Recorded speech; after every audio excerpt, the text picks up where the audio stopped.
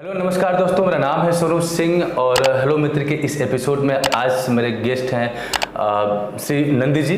और आपके बारे में बताना चाहूँगा कि आप एक स्पोर्ट्स टीचर हैं, सोशल एक्टिविस्ट हैं, बच्चों के बीच में काफ़ी पॉपुलर हैं क्योंकि बहुत सारे बच्चे हैं जो आपके साथ जुड़े और खेल में उनको काफ़ी नाम और पहचान मिला और इसी वजह से आप बच्चों के बीच काफ़ी लोकप्रिय हैं और आपको कई तरह का अवार्ड भी मिला है राष्ट्रीय और प्रादेशिक स्तर पे, क्योंकि आपका सफ़र स्पोर्ट्स के साथ बहुत लंबा है और बहुत सारे प्रयास आपने किए हैं। और ये रहा आपका एक संक्षिप्त परिचय और मैं चाहूँगा कि आप अपने बारे में थोड़ा दर्शकों को बताएं।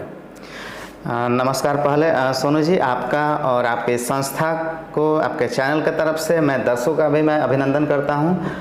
मैं कुमार नंद जी, आपने सही कहा कि एक सोशल एक्टिविस्ट के साथ साथ यानी कि समाज से हम लोग जुड़े, सामाजिक प्राणी हैं तो हम लोग समाज में जुड़े रहते हैं। और दूसरी बात कि हमारा खेल ही सब कुछ है। जीवन की जो डोर है जीने की वो स्पोर्ट्स ही है। अगर वो धागे हैं तो मैं जी रहा हूँ। तो स्पोर्ट्स में जैसे चंदौली एमेच्योर बॉक्सिंग एसोसिएशन का मैं जिला महासचिव हूँ, जो कि फाउंडर हम कह सकते हैं जिले का। टेनिस वॉलीबॉल के फाउंडर यहाँ पर हमने हैं, संस्थापक हमने लाया है उस फेडरेशन को, इसके महासचिव हैं।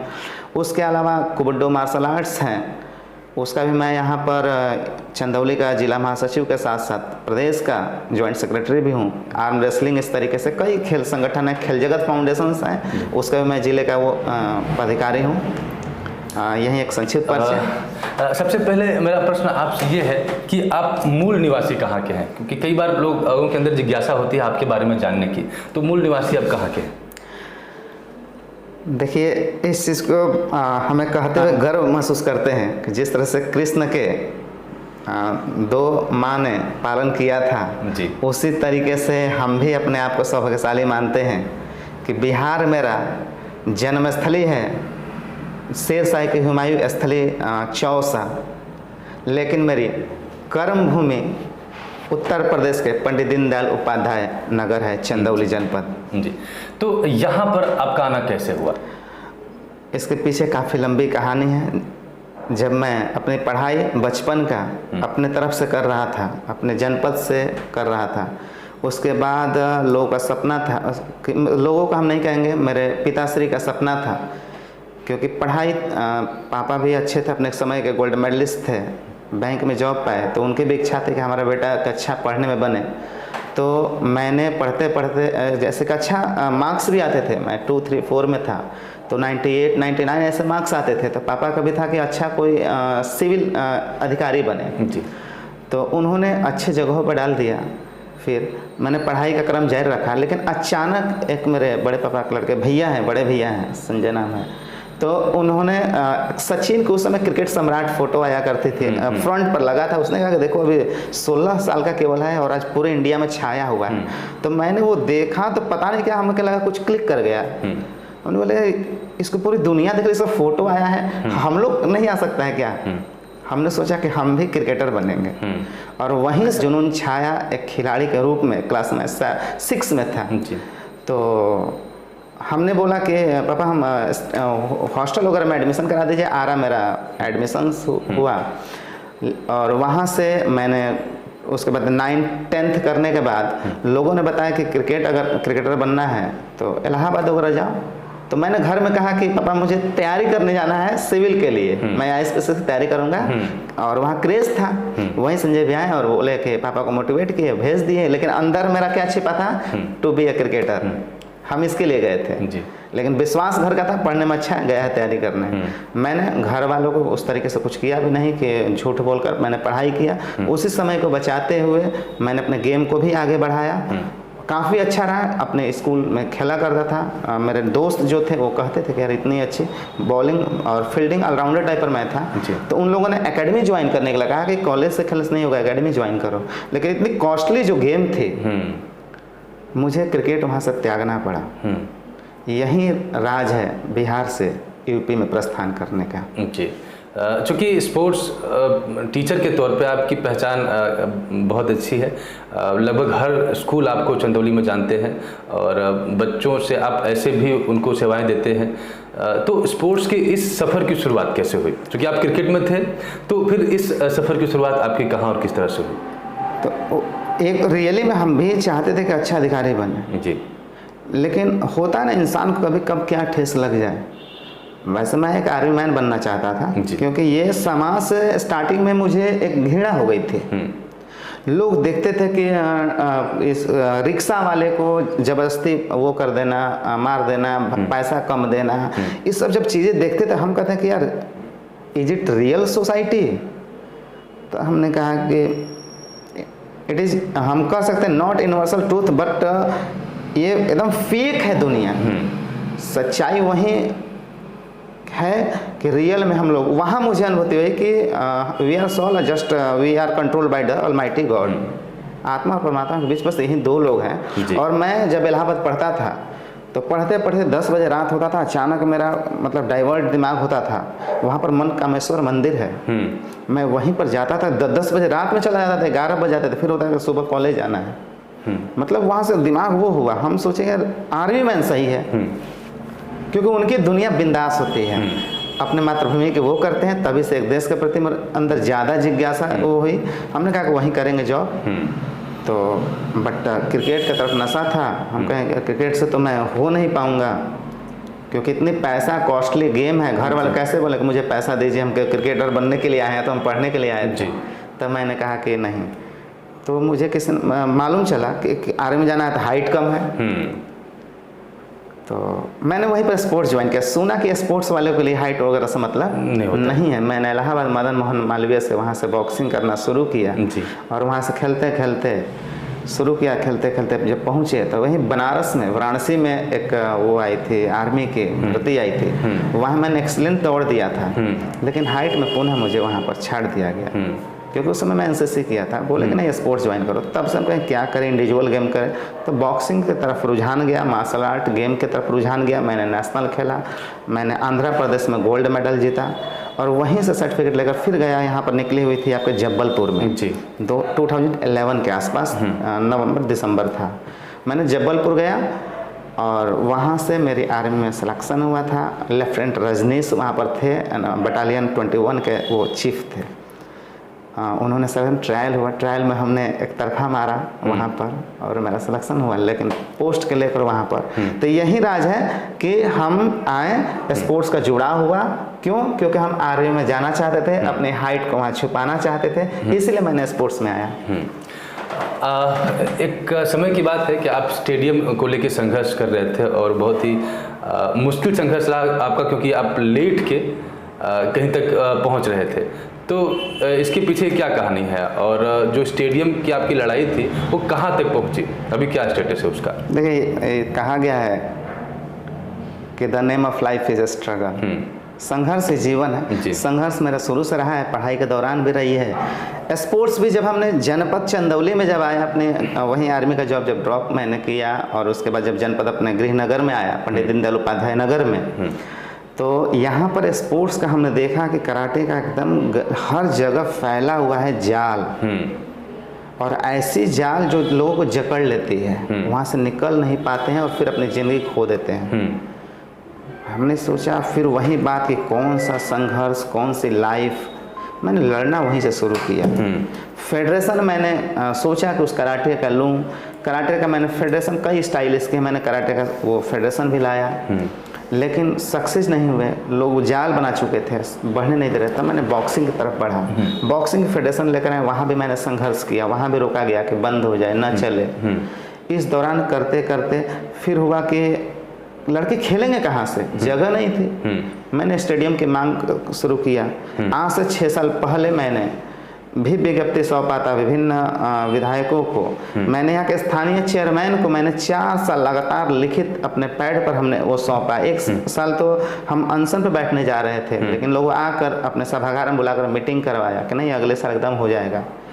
सब कुछ विश्वास दिलाया। वहाँ भी मैंने विज्ञप्ति सौंपा। लास्ट में जब कुछ नहीं हुआ तो ये अभी वर्तमान जो विधायक है माननीय रमेश जायसवाल जी, मैंने यही सोचा कि अब विज्ञप्ति नहीं सौंपेंगे। तो मैंने जो जगह दिखाए थे चेयरमैन, वो आपके अलीनगर बिछड़ी में मंदिर है, वो जो जगह देखा मैंने वहीं से शुरू कर दिया, दंडवत करते हुए लेटते हुए, और हमारे पीछे लगभग 150-200 लड़के जो खिलाड़ी थे उनका समर्थन मिला और मैंने लेटते हुए उनके घर तक पहुंचा। तो इसका एक अच्छा परिणाम आया, ये बातें हुई, सकारात्मक लिया गया और शिलान्यास आपका कुंडलिया में उसका हो चुका है। तो मैं इसके लिए विधायक को और नगरवासियों को भी बधाई देना चाहूँगा। कई बार पेरेंट्स जो है बच्चों के ऊपर खेल में भाग न लेने के लिए दबाव बनाते हैं, क्योंकि उनका मानना है कि पढ़ने से बच्चों का जीवन ज़्यादा बेहतर होगा। और जैसे कि एक पुरानी कहावत है कि खेलोगे कूदोगे होगे खराब और पढ़ोगे लिखोगे तो होगे नवाब। तो इसके ऊपर आप क्या कहेंगे सर? देखिए, बातें होती रहती हैं, लोगों का काम है कहना, लोग कहते रहेंगे। अगर ये ज़माना किस चीज़ का है आप खुद बता दीजिए। जी, टेक्नोलॉजी का है, साइंस का है, विज्ञान का समय है। विज्ञान क्या है? चेंजिंग ऑफ इरा, जी सर, बदलाव, उसी को विज्ञान कहते हैं। तो आप इस कंसेप्ट को भी बदलिए ना। कितने दिन पुरानी बातें लेकर चलेंगे? खेलोगे कूदोगे होगे खराब, ये ऐसी बात नहीं है। हम मैं ये नहीं करूँगा कि पढ़ोगे लिखोगे होगे खराब। अगर पढ़ेंगे लिखेंगे बनेंगे ना बाप, तो खेलेंगे कूदेंगे तो बनेंगे बिंदास। मैं भी शिक्षक हूँ, स्पोर्ट्स टीचर हूँ, स्कूलों में देखता हूँ, फिजिकल एजुकेशन पढ़ाता हूँ। ऐसे ऐसे लड़के हैं सीबीएसई में जब विश्वास नहीं करेंगे फिजिकल एजुकेशन के पेपर में, कितना भी उन्हें आप लिखवा दीजिए, कहानी जैसा पढ़ा कर समझा दीजिए, कहानी जैसा उसको आंसर लिखवा दीजिए, टेस्ट होने से पहले आप केवल 10 क्वेश्चन 10 बार उनसे फेस करवा लीजिए, खड़ा होकर क्लास में पूछ लीजिए, वो भी लड़के आपका 30 नंबर तक नहीं ला पाते हैं। तो वो सब क्यों नहीं नवाब बन जा रहा है? बिल्कुल सेम उसी तरीके से खेल, और खेल में तो आज तक गवर्नमेंट छूट दे रही है, कह रही है कि खेलेगा भारत तो खिलेगा भारत। और आप जरा सोच लीजिए ना, एक और हमारे जो बड़े बड़े विद्वान हैं वो भी कहा है, क्योंकि मैं इसका जिक्र करता हूँ। हम लोग जब ऐसे की किताब पढ़ते हैं, क्लास 4-5 में ही ऐसे किताब में एक लिखी रहती है, health is wealth.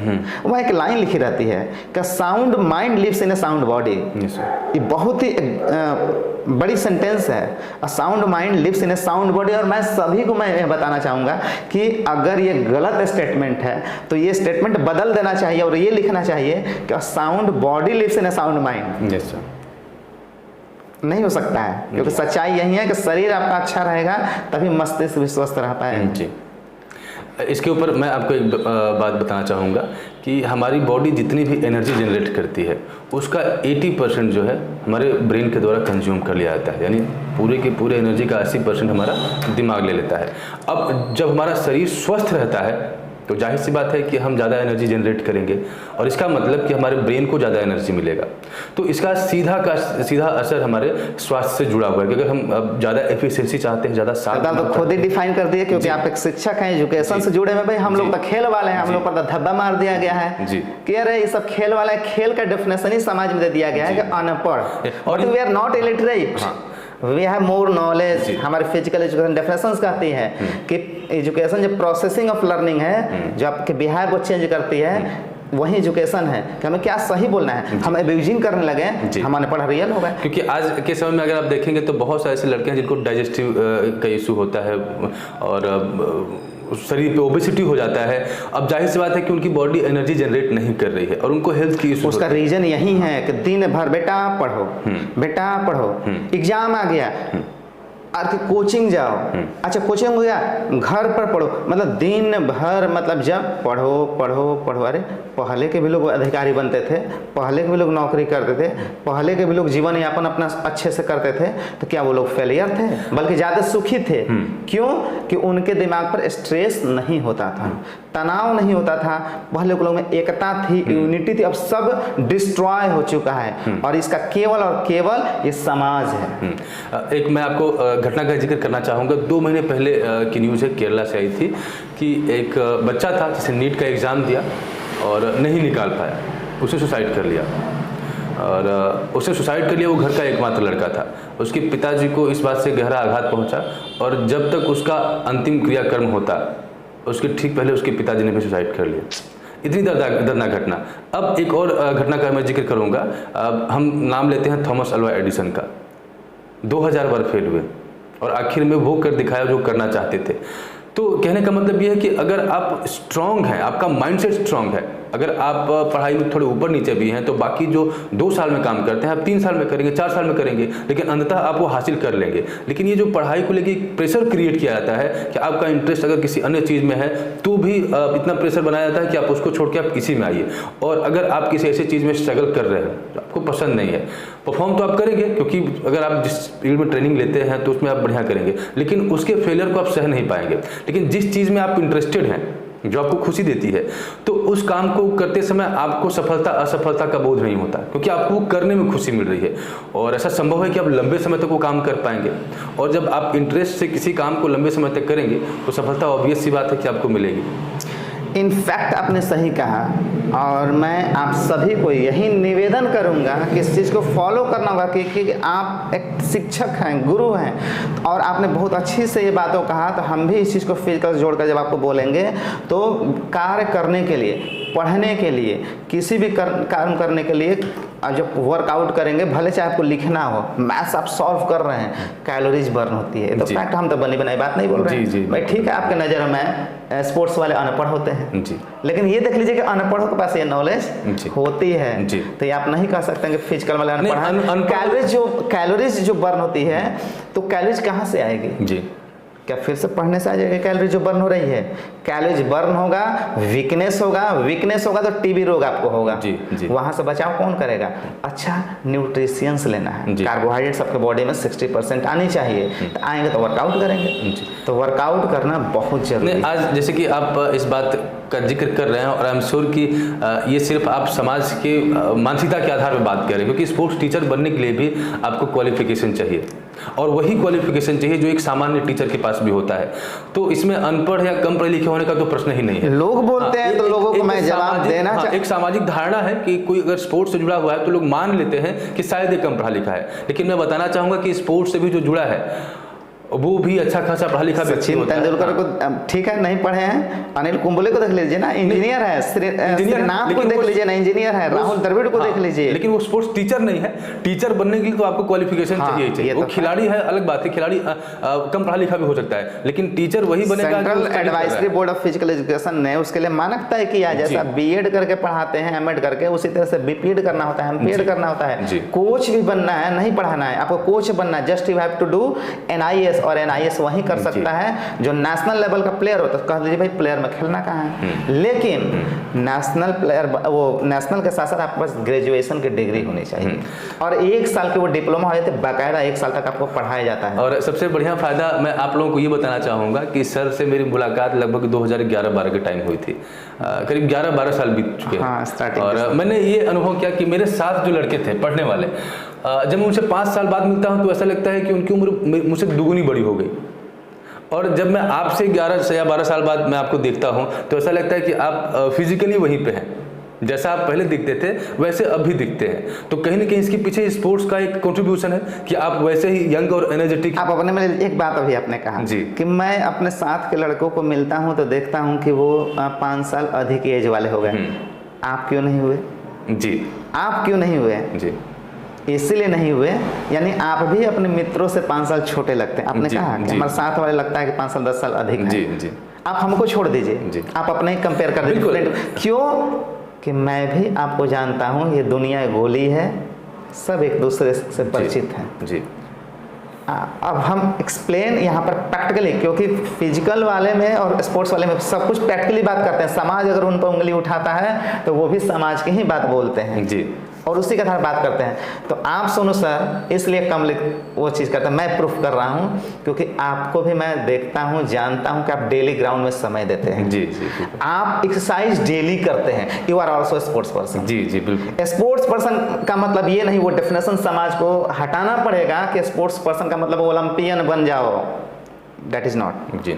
If you are walking daily it means you are sports person.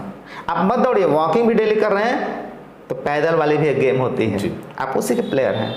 और मैं लोगों से निवेदन करूंगा कि स्पोर्ट्स में अपने बच्चों को सबको प्रेरित कर जाने के लिए ये सोचकर नहीं कि ओलंपियन बनाना, ये सोचकर डिस्ट्रिक्ट खेलेगा, स्टेट नहीं डिस्ट्रिक्ट खेल ले, अरे वो भी ना खेले शरीर। तो मेरा अगला प्रश्न आपसे ये है कि चूँकि आप यहाँ पे स्पोर्ट्स को प्रमोट कर रहे हैं, तो स्पोर्ट्स को देखते हुए आप अपने शहर में किस तरह का अभाव देखते हैं या किस तरह की ज़रूरतें आपको महसूस होती हैं? देखिए, यहाँ पर आपको मैं क्लियर कर देना चाहता हूँ कि जब मैं स्पोर्ट्स में यहाँ पर आया, मैंने बोला कि यहाँ पर देखा लड़कों का शोषण था, ऐसे ऐसे लड़कों से मैंने देखा कि लड़कों पर 10-10 हज़ार का कर्ज डाल दिया कहता एकदम, मतलब एक क्रोध भरी अंदर से ये जब याद आता है या कोई पूछता है तो हम बेकाबू हो जाते हैं और एक तरफ मन भी मतलब वो हो जाए, विचलित हो जाता है। क्या करूं सर? जिस समय मैं यहाँ पर शुरुआत किया था, थोड़ा सा यहाँ आपको बताना चाहूँगा, थोड़ा सा लेंदे में जाऊँगा क्योंकि बताना ज़रूरी है। जब आप पूछ डाले तो किस तरह से आप बढ़ा रहे हैं, क्या कर रहे हैं। मैंने ऐसे ऐसे लड़कों को देखा था जिसका गार्जियन जगह मुझे नहीं माहिदा छित्तमपुर तरफ, उसके पिताजी पेपर बेचते थे, कितनी कमाई करते होंगे, लेकिन वो ये जानते हैं कि मेरा बेटा स्पोर्ट्स में आगे बढ़ जाएगा। मैं नाम नहीं लगा, समय पर आऊँगा तो मैं बीच रोड पर बोल दूंगा कौन इंसान था। उस पर 5 से 7 हज़ार कर्ज डाल दिया गया था गेम खेला कर फर्जी। मैं तो नहीं कहता हूँ कि 8 हज़ार यहाँ लग रहा है जाकर गेम खेलो, मैं हमेशा विश्वास दिलाता हूँ कि फेडरेशन का गेम खेलो। और ठीक है, फेडरेशन ट्रायल देना पड़ता है, अपने आप को मेजर कैसे करेंगे कि हमारी कैपेसिटी क्या है, तो ठीक है वो गेम खेलो, लेकिन जहाँ कम लगे 1000 2000 लगे 2000 लगे। अब 8-8 हज़ार देकर हम नेशनल खेल कर वो करेंगे क्या? कागज़ का सर्टिफिकेट। अगर वही गेम हमको 2,500-3 हज़ार मिल जा रहा है तो वो खेलेंगे ना। जी बिल्कुल। लेकिन ऐसे से एक लड़के का शादी वताली नगर की तरफ का है, बाइक मिली थी, उसकी बाइक मांगी जा रही थी कि तुम्हारे पास नेपाल गए थे, यहाँ गए थे, फलाने गए थे, तुम्हारे पास 28 हज़ार का मेरा बैलेंस था, गेम का तुम पैसा नहीं दिए। अरे भाई 28 हज़ार का गेम खिलवा दिए, उसको क्यों खिलवाए? जब उतना था तो उतना में तो उसको सिलेक्ट हो जाना चाहिए कहीं। जी बिल्कुल। जैसे मेरे एकेडमी से कई बच्चे हैं, तो हमने कहा कि ऐसा गेम जो निःशुल्क हो, और मैं बॉक्सिंग का कोच हूँ और बॉक्सिंग का सेक्रेटरी अपने आप को मैं बताता हूँ, लेकिन लोगों से उम्मीद अब इतने जगने लगी कि दूसरे खेल वाले भी आने लगे, चाहे वो शूटिंग हो चाहे आर्चरी हो। मैंने उनके सेक्रेटरी को, उनके खिलाड़ी को सम्मानित किया है स्टेट में और नेशनल में खेल कर आते थे तो अपने एसोसिएशन की तरफ से। कबड्डी वाले को, जैसा कि कई गेम हमारे पास जो हैं, धीरे धीरे हम इसलिए बढ़ाने लगे ताकि सब कोई बॉक्सिंग नहीं कर पाएगा, तो इसलिए मैं, लेकिन इनफैक्ट मैं बॉक्सिंग के लिए ही जाना जाता हूँ। और इससे हमारे कई बच्चे हैं, जॉब भी कर रहे हैं, नीलम चौहान है, सोनू पाल है, कई लड़के और लड़कियाँ गवर्नमेंट हॉस्टल में हैं, रोहित है, हैप्पी है, सब ऑल इंडिया और खेल चुके हैं, नेशनल खेल चुका है नितेश सोनकर, रिंकी यादव है, गवर्नमेंट हॉस्टल जा चुकी है। तो कई ऐसे अच्छे अचीवमेंट हैं, हम चाहेंगे। अगर मूलभूत सुविधाओं की बात की जाए, हाँ जी, मुगलसराय में तो किन सुविधाओं का अभाव आपको नजर आता है? सुविधाओं का अभाव यहाँ पर देखिए, मैनी मैन मैनी माइंड्स, सबकी अपनी अपनी बातें, अपनी अपनी दिमाग। हमने यहाँ पर ये देखा है, इसलिए एक तो स्टेडियम करना होना था, स्टेडियम होने से वहाँ पर पदाधिकारी आएंगे सरकारी, उनकी मजबूरी होगी क्योंकि वहाँ पर पैसा आने लगता है, तो कुछ ना कुछ बच्चों पर होगा, कुछ होगा, something is better than nothing जी। लेकिन उसके अलावा समाज का भी योगदान उसमें होना चाहिए जी। हमारे यहाँ पॉलिटिशियन ज़्यादा हैं, घर घर में हैं जी। हमारे यहाँ डिग्री कॉलेज है, लड़का 9th से चुनाव लड़ाना शुरू कर देता है जी, लीडर बनकर अध्यक्ष बनाना शुरू कर देता है। वो शायद खिलाड़ियों को प्रमोट करता, वो माला लेकर उसे खिलाड़ियों को पहनाता, तो खिलाड़ी में मोटिवेशन आती है जी। जो चुनाव लोग लड़वाते हैं, एक दो नहीं सैकड़ों लोग हैं, सैकड़ों में केवल 10 लोग जो गार्जियन जैसा है, अगर वो शायद खिलाड़ियों को गोद ले लेते हैं, ये ज़्यादा कारागार होता। और वो जाकर जब चंदौली का नाम दूसरे जनपद में लहराता तो शायद उनको भी गर्व होता। तो एक हम मानते हैं पॉलिटिशियन, घर घर पॉलिटिशियन है, छात्र नेता हैं। जैसे वो लड़का इंटर पास करता है, 9th और 10th से चुनाव लड़वाने लगा। अब किसी घर में देख लीजिए, ऐसा कोई एक लड़का नहीं होगा कि नहीं लड़वाता होगा।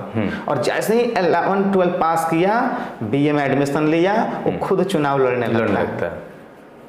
सबसे मैं डिमेरिट इसी को मानता हूँ, अगर शायद लोग अगर थोड़े थोड़े प्रोत्साहित करने लगे खिलाड़ियों को, सही खिलाड़ियों को, सही खेल को, तो शायद सरकारी और प्रशासनिक से न भी मिले तो ये 60% प्रॉब्लम सॉल्व हो जाएगी। आपको जो आपने पूछा क्या असुविधाएं हैं।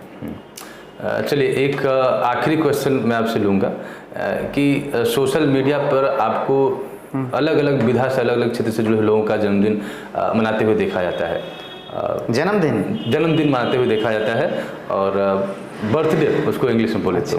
और कुछ मेरे साथी थे, उनसे बातचीत थी तो उन्होंने मजाक में ही बोल दिया कि आपको बर्थडे किंग भी कहा जाता है, क्योंकि आप बहुत ज़्यादा बर्थडे मनाते हैं और सोशल मीडिया पे बर्थडे का फोटो आपका अक्सर चलता रहता है। तो इसके पीछे क्या रहस्य है? सबसे पहले मैं बहुत ही आपका आभार व्यक्त करूँगा कि ऐसा आपने बोला, और मैं उन लोगों को मैं बहुत बहुत आभार व्यक्त करता हूँ कि उन लोगों ने मुझे बर्थडे किंग बोला।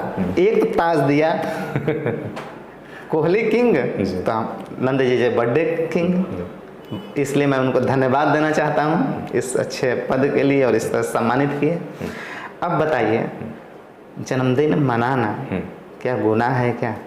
बिल्कुल नहीं सर। ये समाज को जोड़ना, मैं जोड़ने की, क्योंकि बोला गया ना प्यार से प्यार, वो दीप से दीप जलाया करो, कैसे तो गाना है। तो मैं दीप से दीप जलाकर लोगों के बीच प्यार बढ़ा रहा हूँ, लोगों को जोड़ रहा हूँ। उसमें किसी एक स्मगलर का जन्मदिन नहीं मनाता हूँ, किसी पथभ्रष्ट का जन्मदिन नहीं मनाता हूँ। एक दिखा दे लोग, मैं उनका मनाता हूँ जो हमारे खिलाड़ी होते हैं। 80% बर्थडे मेरे एकेडमी के खिलाड़ियों का मनाया जाता है। क्यों ना मनाऊं? हम तो बार बार कर रहे हैं कि लोगों को प्रोत्साहित, हमारे खिलाड़ियों को प्रोत्साहित करने की जरूरत है। आपके द्वारा नहीं मिल रहा है तो हम भी ना करें। मैं उसी के लिए कमाता हूँ, उसी के लिए जीता हूँ। अगर स्कूल में आज भी हम काम कर रहे हैं तो अपने खिलाड़ी और खेल के लिए कर रहा हूँ, तो मैं उनका डेफिनेटली जन्मदिन मनाऊंगा। हम नहीं मनाएंगे तो कौन मनाएगा? 20% में आते हैं दूसरे लोग जो समाज सेवी हैं, यानी कि जो हमें नहीं, माफ करिएगा, जो हमारे खिलाड़ियों को प्रोत्साहित करते हैं। क्योंकि बार बार कह रहे हैं, मैं कभी कभी सहयोग किसी से मांगता हूं तो हमने कभी नहीं कहा कि आप मुझे पैसा दे दीजिए, कोई कह दे। मैं ये नहीं कहता हूं कि हमारे अकाउंट में डाल दीजिए, लोग कैश हमको देते हैं, लेकिन मैं यही कहता हूं भैया मेडल आपके तरफ से हो जाए, मोमेंटो आपके तरफ से हो जाए, तो उसमें अगर 100 रुपया लगता है तो उसमें लोगों का 20 रुपया सहयोग मिल गया। यही होता है, न कि हम कैश प्राइज लेते हैं। हम सीधा कर, आप खिलाड़ियों करिए ना, हम तो इतना कर, आप खिलाड़ियों को वो दे दीजिए, ग्लव्स दे दीजिए, इस तरीके से। तो मैं यही कहूँगा कि बर्थडे मनाना वो खराब बात नहीं है, आपका भी मनाएंगे। हमारे एकेडमी पर आइए, हमारा शादी विवाह नहीं है कि हम आपको इनवाइट करेंगे, आपको खुद चल कर आना चाहिए। करिए, एकेडमी एक जनपद में है जहाँ पर निःशुल्क गेम कराया जाता है, वो नंद बॉक्सिंग एकेडमी है, मैं उसी का कोच हूँ।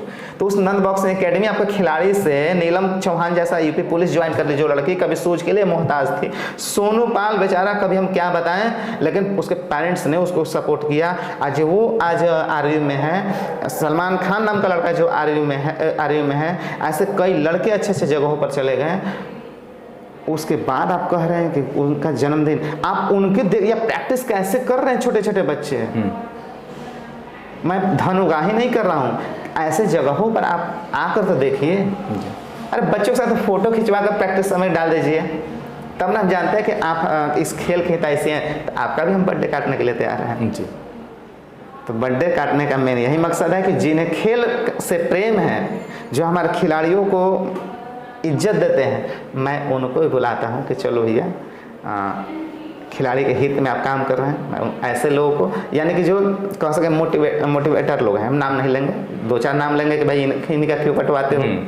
तो ऐसे कई लोग हैं जो समाज के लिए कुछ किया है और खिलाड़ियों से हमारे जुड़े हैं। मैं उनका बर्थडे अपने एकेडमी में मनाता हूं, इसलिए ताकि बच्चे जाने कि ऐसे ऐसे लोग समाज के प्रति हैं। यही एक राज है मनाने की।